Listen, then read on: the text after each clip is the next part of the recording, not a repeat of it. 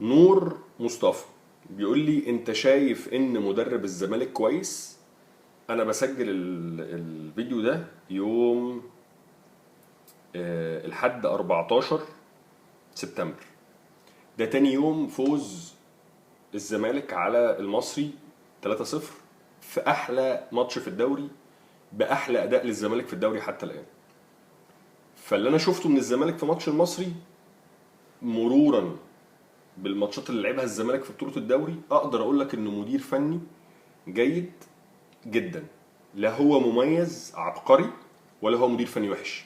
هتقولي بس ده خسر من دجله وتعادل مع المقاولين، طبيعي، ما هو الاهلي خسر من بيراميدز وتعادل مع مودرن وتعادل مع المحله، وبيراميدز نفسه ما هو تعادل مع دجله وكسب الاسماعيلي بالعافيه وتعادل مع المصري، يعني عادي. الدوري فيه كل حاجه والفرق كلها قويه واللعيبه، على فكره يا جماعه كواليتي اللعيبه الا من رحم ربي، يعني تعدهم على صوابعك الاتنين اذا ما كانش الايد الواحده، اغلبهم كواليتي شبه بعض. فيانيك فريرا مدير فني كويس، عنده بعض الاخطاء بانت قوي في ماتش دجله، بانت في ماتش المقاولين، ولكن المجمل تقييمي ليه في المجمل لانه هو مدير فني كويس وقادر يطلع من لعيبه الزمالك شيء كويس ومردود كويس عبال ما هو ياخد على الفرقه. خلي بالك ده مدير فني جديد، وخلي بالك ان في فتره الاعداد ما كانش كل اللعيبه دي موجوده معاه. هو ابتدى فتره الاعداد بلعيبه، وعلى مدار فتره الاعداد كل شويه كان بيجي له صفقه، يخش له ادم كايد، يخش له شيكو بنزا، يخش له خوان بتزيرا، يخش له عمرو ناصر واحمد شريف وهكذا. فلغايه لما يعرف الفرقه كلها ويمسك الفرقه كلها ويحط افكاره كلها هياخد ده وقت، يعني هياخد منه شويه وقت. بس كمجمل لا، هو مدير فني كويس، كويس جدا، مش مميز، مش عبقري، ومش مدير فني وحش، هو فوق الافريج بشويه. يعني تقدر تقول ان هو ايه مثلا، من حته ال 65 ل 75%. تديله بقى ال 80 ال 90 لما يكسب الاهلي ولما يكسب بطوله كبيره. ليه؟ تكسب الاهلي على الورق، الاهلي المفروض اجهز منك، اكثر استقرارا على الناحيه الاداريه والناحيه الماديه، عنده قايمه اكثر اكتمالا.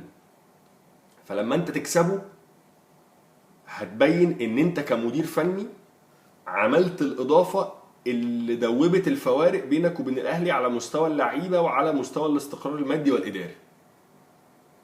دي نقطه مهمه جدا. يعني انا النهارده مثلا الزمالك ما عندوش وفره في الاجنحه زي اللي عند الاهلي، ما عندوش وفره في لعيبه خط الوسط زي اللي عند الاهلي. يمكن الزمالك يعني افضل وعنده وفره وكواليتي اعلى في حته الخط الدفاع.